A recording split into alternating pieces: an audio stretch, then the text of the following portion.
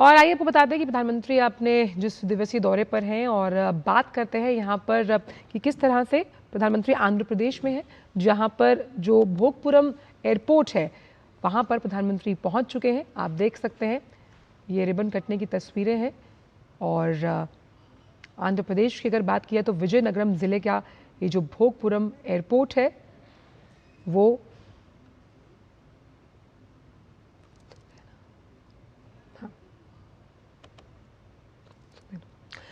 तो भोगपुरम एयरपोर्ट जो आधुनिकता की मिसाल बनने जा रहा है। 5,640 करोड़ रुपए की विकसित लागत से इस ग्रीनफील्ड एयरपोर्ट को तैयार किया गया है। सालाना 60 लाख यात्रियों की क्षमता इसमें मौजूद है।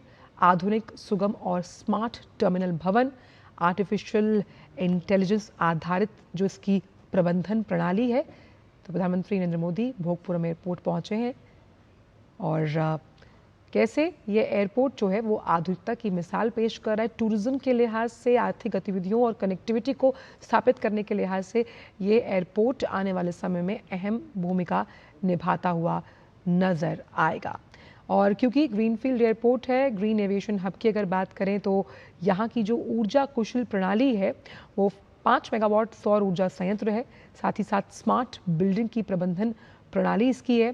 साथ ही साथ प्रभावी अपशिष्ट प्रबंधन पहल, इलेक्ट्रॉनिक वाहन को चार्जिंग करने की सुविधा यहाँ पर मौजूद है। आप देख सकते हैं ये सीधी तस्वीरें जहाँ प्रधानमंत्री इस वक्त पहुँचे हैं और आंध्र प्रदेश के दौरे पर है प्रधानमंत्री, जहाँ भोगपुरम में अलूरी सीताराम राजू अंतर्राष्ट्रीय हवाई अड्डे की आप ये तस्वीरें देख रहे हैं। यहाँ पर पहुँच गए हैं प्रधानमंत्री और पब्लिक प्राइवेट पार्टनरशिप के मॉडल के अंतर्गत इस ग्रीनफील्ड हवाई अड्डे को बनाया गया है। 60 लाख से ज़्यादा यात्रियों को संभालने के लिए इसे तैयार किया गया है। तो ये एयरपोर्ट जो है वो आधुनिकता का प्रतीक है और साथ ही साथ ये आंध्र प्रदेश की सांस्कृतिक विरासत को भी यहाँ पर दिखाता हुआ, दर्शाता हुआ नजर आ रहा है। आंध्र प्रदेश के तटीय इलाकों की एक पारंपरिक गोलाकार झोपड़ी के यानी कि उस घर के आधार पर इसको बनाया गया है, जिससे आप यहाँ देख सकते हैं कि कई जो शास्त्रीय संगीत से जुड़े हुए वाद्य यंत्र हैं वो भी यहाँ पर मौजूद हैं और आंध्र प्रदेश की उस संस्कृति को भी यहाँ पर आप प्रदर्शित होते हुए देख सकते हैं। और इस एयरपोर्ट की अगर हम बात करें तो विशाखापट्टनम, विजयनगरम और श्रीकाकुलम में कैसे ये विकास, टूरिज्म और इन्वेस्टमेंट के साथ साथ डिफेंस को बढ़ावा देगा। और इसमें कार्गो टर्मिनल भी शामिल है जो फार्मा, समुद्री उत्पादों के लिए एक कोल्ड चेन सुविधा उपलब्ध करवाएगा। क्योंकि ये हवाई अड्डा ग्रीनफील्ड एयरपोर्ट्स में से एक है और ये बताता है कि अत्याधुनिक सुविधाओं से लैस है ये एयरपोर्ट और विकास के साथ साथ पर्यटन और आर्थिक गतिविधियों को बढ़ावा देने के लिए खास तौर पर जिन तमाम जगहों का हमने जिक्र किया, विशाखापट्टनम, विजयनगरम और श्रीकाकुलम में कैसे ये कनेक्टिविटी को स्थापित करेगा, उस लिहाज से इस एयरपोर्ट की भूमिका बेहद अहम हो जाती है। पब्लिक प्राइवेट पार्टनरशिप के मॉडल पर इसको तैयार किया गया। सालाना 60 लाख से यात्रियों को संभालने का मादा इस एयरपोर्ट में है। और यहाँ पर आप जो तस्वीरें देख पाएंगे, यहाँ देख रहे हैं, इसमें बंगाल की खाड़ी और समुद्री विरासत का बेजोड़ संगम यहाँ की तस्वीरों में नजर आएगा। दीवारों पर भी बंगाल की खाड़ी और समुद्री विरासत की झलक यहाँ पर दिखाई दे रही है। तो भोगपुरम एयरपोर्ट प्रधानमंत्री पहुंचे हैं और ये एयरपोर्ट आप देख सकते हैं कि तमाम सुविधाओं से लैस है और सुविधा यात्रीगणों के जो अनुभव है उसे सुखद बनाने हेतु ये एयरपोर्ट अहम भूमिका निभाता हुआ नजर आएगा। और जिस तरह से इसे विकसित किया गया है पब्लिक प्राइवेट पार्टनरशिप मॉडल का साफ तौर पर मतलब है कि एविएशन इंडस्ट्री की जब hand holding public private partnership model के जरिए की जाती है तो ये बताता है कि ये जो सेक्टर्स हैं ये सनराइजिंग सेक्टर्स हैं और अत्याधुनिक अलूरी सीताराम राजू अंतर्राष्ट्रीय हवाई अड्डा भी इसी बात की तरफ इशारा करता हुआ नजर आता है कि कैसे एविएशन सेक्टर को हमें पेप अप करने के लिए पब्लिक प्राइवेट पार्टनरशिप की मॉडल की जिस तरह से ज़रूरत है, और आधुनिक, सुगम और स्मार्ट टर्मिनल भवन, यानी आधुनिकता से लैस, उसके साथ साथ स्मार्ट डिवाइसेस का इस्तेमाल यहाँ पर किया गया है और आर्टिफिशियल इंटेलिजेंस का इस्तेमाल, जैसे कि प्रधानमंत्री हमेशा कहते हैं कि जो तमाम अलग अलग सेक्टर्स हैं उसमें आर्टिफिशियल इंटेलिजेंस की भूमिका कैसे उन्हें और उन्नत और दक्षतापूर्ण बनाती है। साथ ही साथ BIM तकनीक का बेहतर निर्माण यहाँ किया गया है, तो इसके ज़रिए इस एयरपोर्ट का विकास हुआ।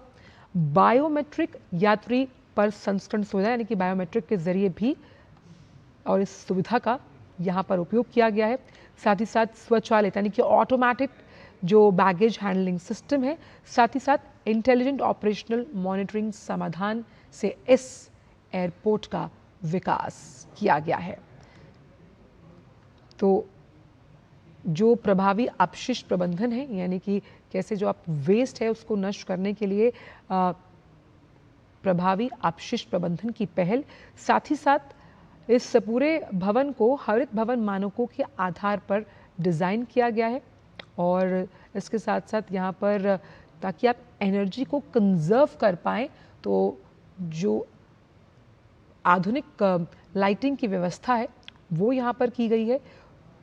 तो ग्रीनफील्ड एयरपोर्ट होने के लिहाज से ये ग्रीन एविएशन हब की तरफ भी इशारा करता है।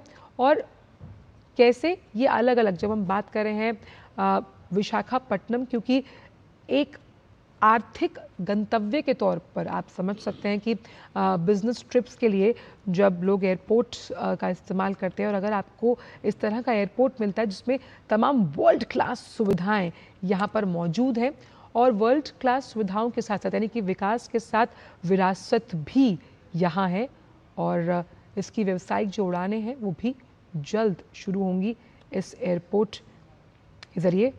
तो ये नया इंटरनेशनल एयरपोर्ट आंध्र प्रदेश के विकास को और गति देता हुआ नजर आएगा। और सबसे अच्छी बात यह है कि विशाखापट्टनम शहर से लगभग ये करीबन 45 किलोमीटर दूर है और एनवायरनमेंट फ्रेंडली है, पर्यावरण के अनुकूल, सौर ऊर्जा और साथ ही साथ जब हम रेन वाटर को उसके संरक्षण की बात करते हैं, उसके संचयन की बात करते हैं, उस तरह से उसका उपयोग किया जाएगा।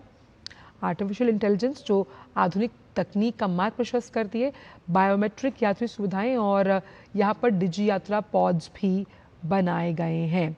तो ये इंटरनेशनल सुविधाओं वाला इंटरनेशनल एयरपोर्ट ये बताता है कि कैसे आर्थिक विकास को जब आप किसी भी राज्य को मजबूत करना चाहते हैं तो वो मजबूत कैसे होगा? वो मजबूत होगा कि जब आप उसकी कनेक्टिविटी को बाकी राज्यों के साथ जोड़ते हुए नजर आएंगे।